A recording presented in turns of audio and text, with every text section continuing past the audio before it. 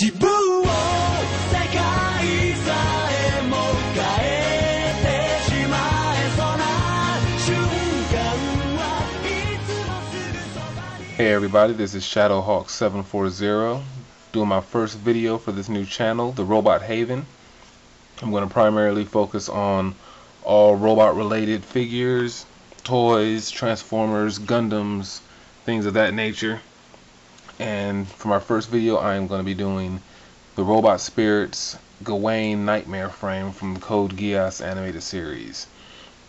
From that show, this is by far my favorite robot out of it. It was my main reason for starting to collect the Nightmare figures. I found him on Big Bad Toy Store, bought him, got him and a couple others. Very pumped up about it. Briefly, I will just go into detail about a little bit of the box that he came in.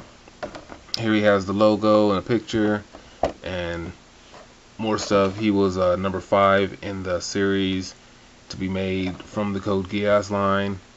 On the back he has some pictures going over some of his gimmicks and details. It's all in Japanese. These aren't made in America whatsoever. The Robot Spirits and Robot Damishii are all done in Japan.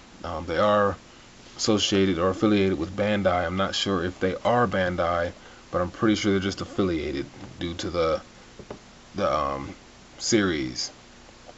But here you have a picture with him with the Gawain and another key figure robot from the series, the Lancelot, in a pose from actual scene from the episode, one of the episodes. Here you also have a small comparison as far as size goes, which I will show you a comparison with this against one of my other Transformers or another figure, something or other, just to give you an idea. And then again, you also have some more pictures of detail. He comes with a pilot, which is the main character, because this is the main character's mech, and also comes with a stand.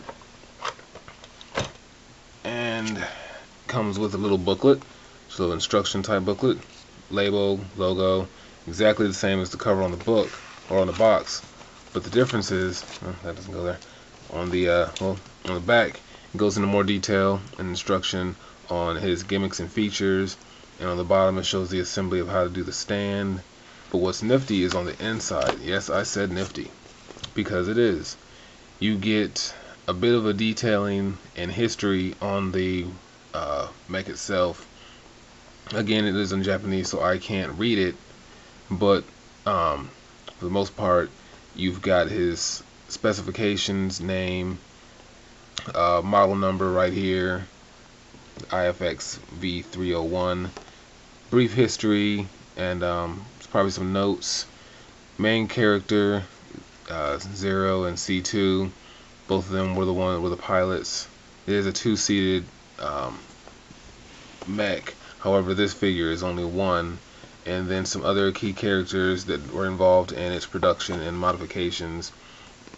Then some more random tidbits about him, pictures of the cockpit and some of its arsenal and weaponry, and then its startup key, which I doubt you'll be able to see very well due to my wonderful camera, we'll just call it that. But on the inside back, it goes more into the detailing as to how it was made, or the materials that were made in it, with ABS, POM, PVC, and PC. I'm not familiar with most of these materials, but it worked out really well for the figure. Also goes over the different accessories. It comes with an energy filler, its land spinner gimmick, its hadron cannon, which is its primary weapon, and also the float unit / cockpit. And then over here you have the different episodes that it was featured in the season 1 series of Code Geass. And then down here it has another company, which is In Action Offshoot, which also does Code Geass Knightmare frames, and you have a few of them listed down here below. And then there's the Gorin, which was the next one to be released with the Robot Damishii. But onto the figure, is to see I've already has its float unit is attached, it is removable. All you do is just pull it off like that, and on the inside you have his pilot, which is Lelouch. Hold on, he's not gonna want to stay standing. Okay, which is Lelouch. Let's see if I can get him into the light some so you can get a better look. The cockpit does open. It has the thing right here. You just lift that up, and then you can flip it up and push it in. You can do this all with it attached, but for the sake of it taking longer, I'm just gonna remove him and show it to you. And see, there you have him.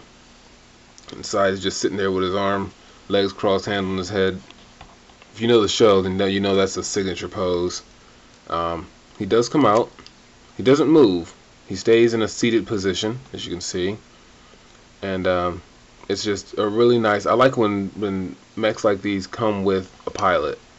I think all mechs should, just like old Gundam models did. And you can see kind of on the inside of the cockpit, it's got a few controls. This mech was not meant to be a fighter. It was a command unit. It was a prototype. It was just just nothing more than a test, and he ended up stealing it for his own uses. And he perfected its all of its parts and things that needed perfecting. If I can get him to sit back in here. It's not like to do that. Okay, while I'm doing this, the detailing on the float unit, I have to say, is really nice, because you got the really bright green, really neonish green on them, and I like how it's got a very spider look to it. And now that he's back in there, I can reattach this, and it just attaches the little things inside the back. And wait. And there we go. And like I said, you can open the cockpit in this angle with it attached. On the side, it has two little indentions, and you can just lift them both up, one or the other, and push it in, and there you have him in the cockpit while attached to his Knightmare. Just lower that back and close it back up, and then I will go into its different posability and articulation features before I move on to its gimmicks, because it just works. Anyway, so most of his body is on a ball joint. His hips are on a swivel, and he can't go 360, but he can go as far as necessary, in my opinion. And he can go from side to side, and that's about it. The arms, on the other hand, the shoulder portions, those have a wide range of maneuverability and poses, because they swivel all around. You see, they just since it's on a ball joint, they just go all the way around. The wrists, I'm sorry, not the wrist, but from the elbow joint, spins all the way around.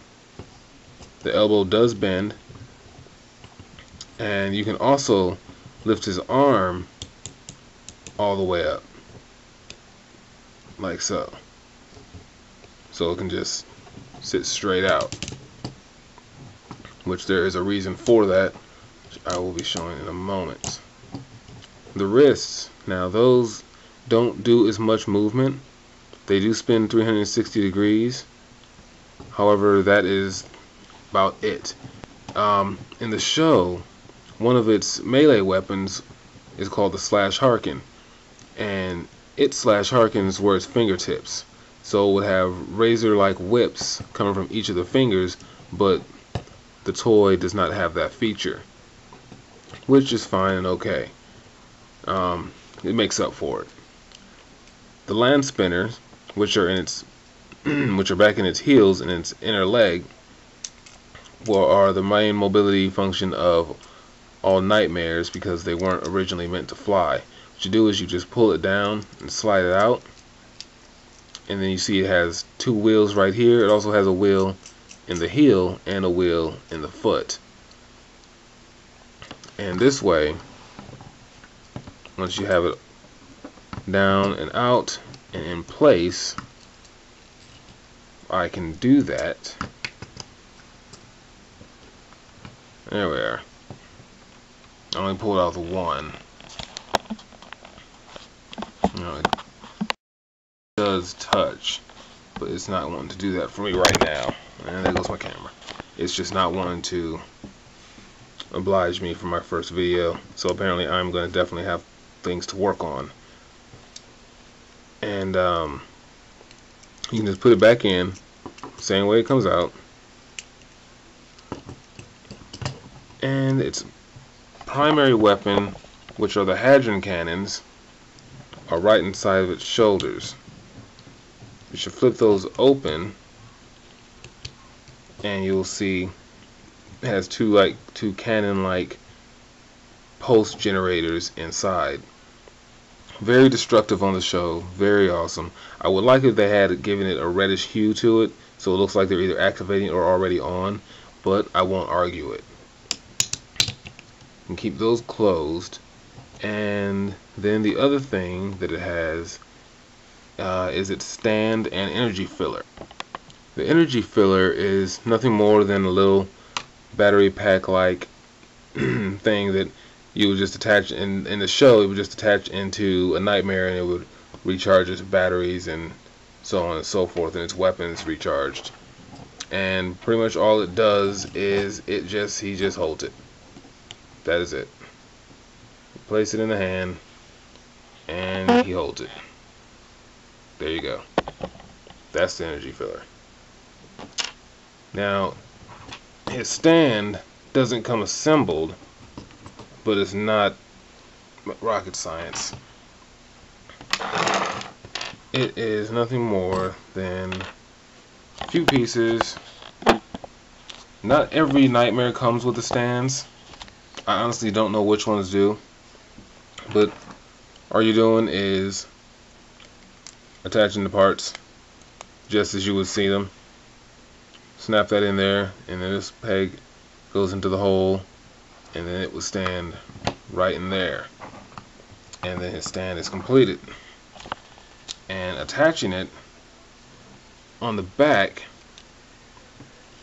he has a hole just right here, and you would place him inside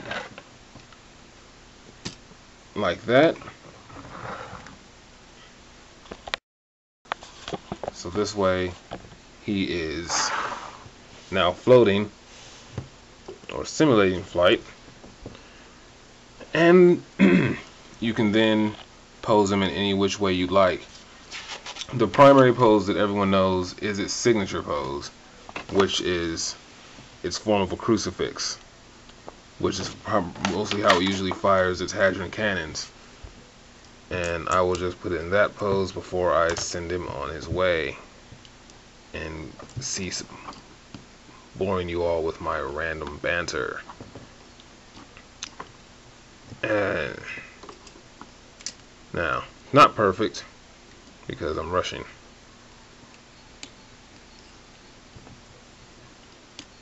And just open them back up. And you've got them open. And for the most part, that is how he looks. Get a little bit more, shine some more light on there. That is the Knightmare Gawain from the Robot Spirit / Robot Damishii toy figure line. I hope you enjoyed my first video. I promise to do better with the next ones. I've got 2 more coming this week, and I'm going to be doing 3 every week, and they'll all be reviews unless I can think of something more fun. But yeah, so this is Shadowhawk 740, and I hope to see you guys again. Alright, thanks a lot for watching. Peace.